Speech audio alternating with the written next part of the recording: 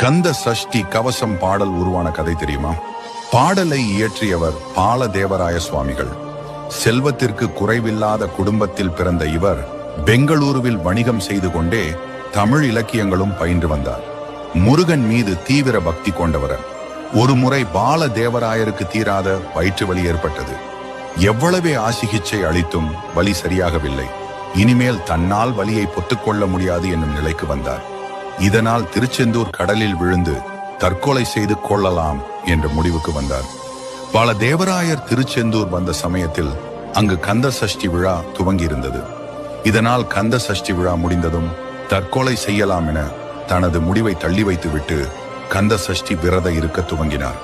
அருணகிரிநாதருக்கு தோல் நீக்கி திருப்புகழ் பாட அருள் செய்த முருகப்பெருமான் தனக்கும் ஒரு வழி செய்வார் என முருகப்பெருமானிடம் தன்னை ஒப்படைத்துவிட்டு தினமும் கடலில் குளித்து முடித்து முருகனை நினைத்து தியானம் செய்ய துவங்கினார்.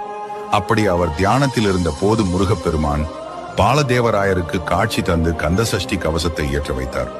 கந்த சஷ்டியின் 6 நாளும் முருகப்பெருமானை நினைத்து 6 கந்த சஷ்டி கவச பாடல்களை இயற்றினார் பாலதேவராயர். 6 படை வீட்டிற்கும் தனித்தனியாக சஷ்டி கவசம் இயற்றினார். இவற்றில் தற்போது நாம் பாடி வரும் சஷ்டியை நோக்க சரவண பவனார் என துவங்கும் பாடல் திருச்செந்தூர் தலத்திற்கு உரிய கவச பாடலாகும். இதே போன்ற மற்ற 5